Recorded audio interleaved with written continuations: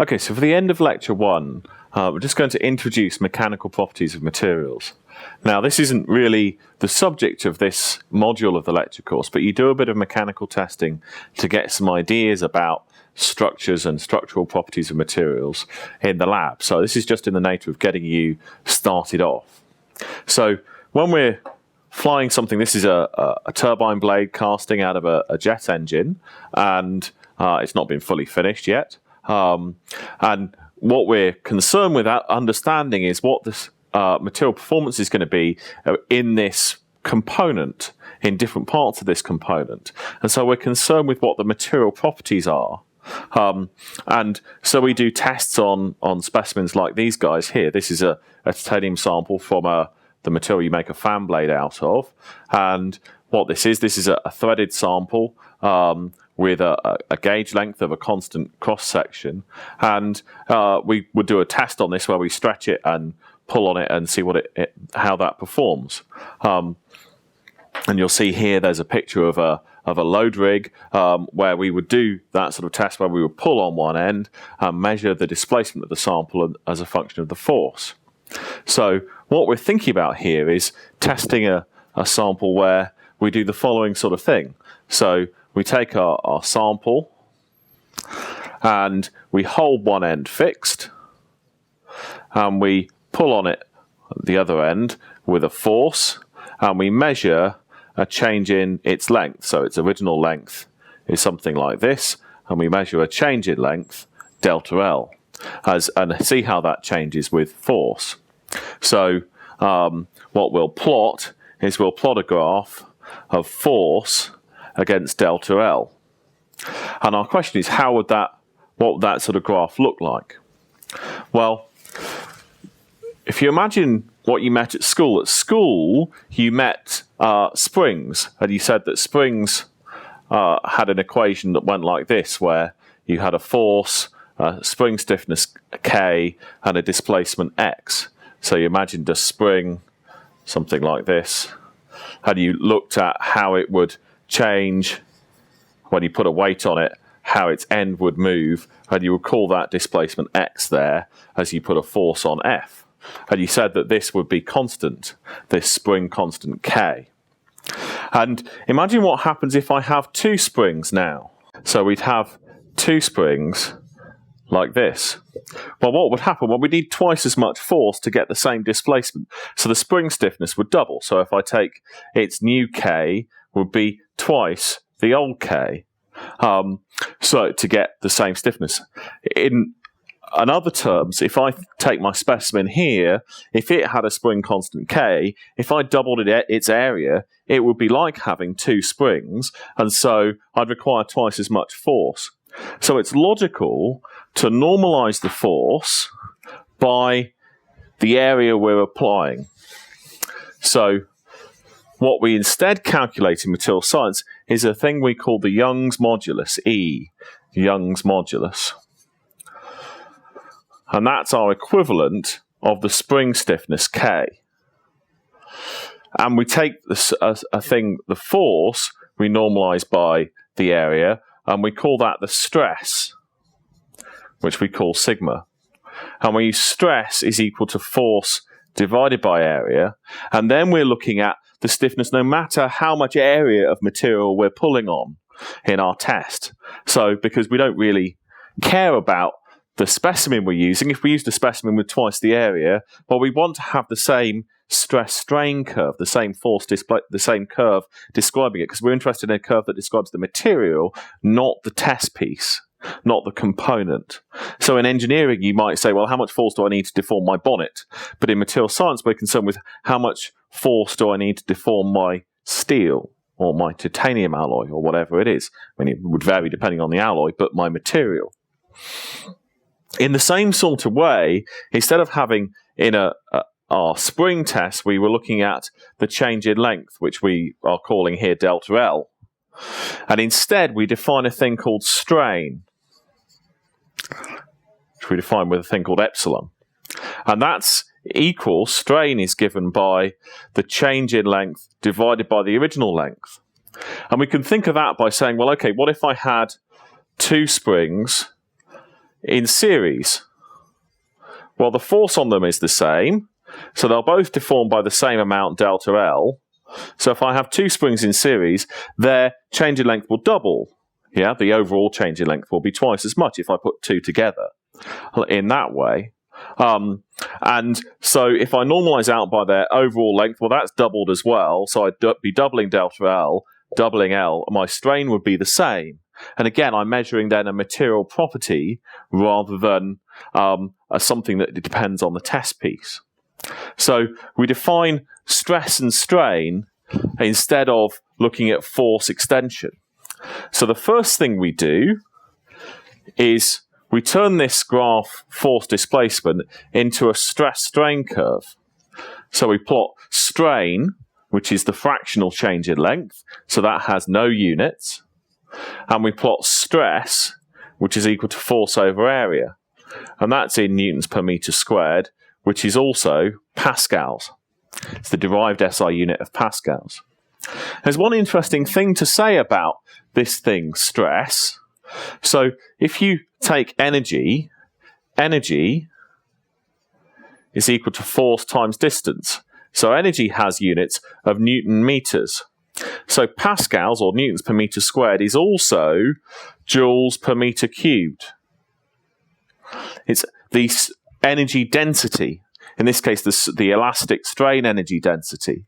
So stress is the amount of elastic strain energy that the material is withstanding at a given point in the stress-strain curve. So that's a very interesting thing. Now, the other thing is our analog of F equals Kx is now becomes stress is equal to Young's modulus times strain. And that's called Hooke's law, after somebody called Robert Hooke. And this then, because this is dimensionless, this also has units of energy density of joules per metre cubed. So this Young's modulus here also has units of energy density, and that's how much the resistance to deformation, to elastic deformation, that this material has. So let's have a look at this in the elastic case. So what this is going to look like for a spring, for a material that isn't yet deforming permanently, is it's just going to look like a straight line with a gradient of the Young's modulus. And how does that Young's modulus arise? Let's think about how that comes back from the bonding of the material. So, having defined these guys, let's think about how that comes back to the bonding. So we can imagine that the energy of our of two bonds, if I take two atoms and I take an energy U, and I plot it against a distance r, or distance theta. If I normalise that by the bond distance, the interatomic bond distance at equilibrium, then when the two atoms are very far away, infinitely far away, they'll exert no force on each other. And as they bring them closer and closer together, well, there'll be some, if they want to bond together, there'll be some force drawing them in, and there'll be some energy that's released as a result of that. So it'll do something like this. And then there'll be a well, when they'll sit in that well, and when I start to push the two atoms too close together, the strong nuclear force will make them repel, and that'll mean I'll have to put a lot of energy in to get them to go together. So the analog of this would be the force, and force is equal to the differential of energy. It's actually the negative of. So the force, the attractive force pulling together, will do something like this, and then do that. And this force zero, if I'd plot this correctly, this force zero will coincide with the minimum because it's the differential. So it would do something like that, where the minimum and the 0 point go together. And again, that's theta over r. And we can describe this. This is what's called a standard sort of potential. Describing this would be something like U is equal to 4 times a number, epsilon, different epsilon, theta over r to the 12 minus theta over r to the 6. And that's called a 612 Leonard-Jones potential. So that's a Leonard-Jones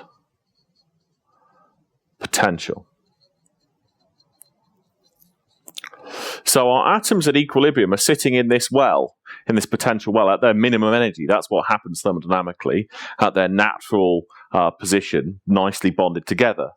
And the force displacement curve here is approximately straight. It's given by the differential of du dr. So that is what gives rise to the stiffness. So the modulus here, that stiffness is a property of the bonds of the material. So this is something that comes from the atomic bonding, this stiffness on the stress-strain curve, this Young's modulus. It's coming from the force required to stretch the bonds out and move the atoms further away from each other or closer together. And so now we can pull those, and at some point the material will not be able to sustain elastic energy anymore, and it will start to deform permanently. So what will happen is that point we call yielding, and we call it the yield stress, which we denote sigma y. And beyond that point, the stress-strain curve tends to flatten off, something like that. And until eventually it breaks at something we call the ultimate tensile stress. So that's the ultimate tensile stress. But at any point before the ultimate tensile stress, say here, if we unloaded it, it would unload with the same stiffness characteristic of the bonds. And it would reload along the same curve. And this deformation we had here, this unrecoverable deformation, we would call the plastic strain. And this amount that was recoverable, we would call the elastic strain. So we decompose the total strain into an elastic and a plastic part. And that plastic part is not recoverable. And this part is recoverable. And so that's a very important distinction, to decompose it into those two parts. Now, you'll learn a lot more about this, but it's worth thinking about what these sorts of numbers are and briefly commenting on that. So, if we take a steel, the sort of steel that makes up your chair, a normal sort of steel, then for a steel, then E would be about 220 gigapascals. And the yield stress, this number here, the point at which you get permanent deformation, would be something like 300 megapascals. So the yield strain, if we say, take Hooke's law again, E times strain is equal to stress. The yield stress divided by Young's modulus is the yield strain. So that's the strain at yield would be equal to sigma y divided by E. So that's equal to 300 megapascals divided by 220 gigapascals. So that's about 0.015%. Yeah? It's about 1.5 times 10 to the minus 3. And that's quite a small strain, right? If we take a titanium alloy, a landing gear titanium alloy, then something like Ti 5553, that's got a stiffness of something like 110 gigapascals and a yield stress of about 1400 megapascals. And if you do this calculation for Ti 5553, it's the landing gear in the 787. It's the bogie that the wheels sit on. That yield strain then, that's 1400 divided by 110,000, or 1.4 divided by 110. So I'll just calculate what that number is. Here's my calculator. So 1.4 divided by 110, that's a strain of 1.3%. So it's nearly 10 times higher, the yield strain in my titanium alloy, than it is in a steel. So this yield strain, this strain at which yielding begins, that varies quite a lot. And that affects how useful a material is for things like springs, and that takes us on to things like resilience and whether or not we want to use things for springs or as rubbers and so on. The other thing to note on here is the ductility. So the ductility is the plastic strain, is the epsilon plastic that the material can sustain.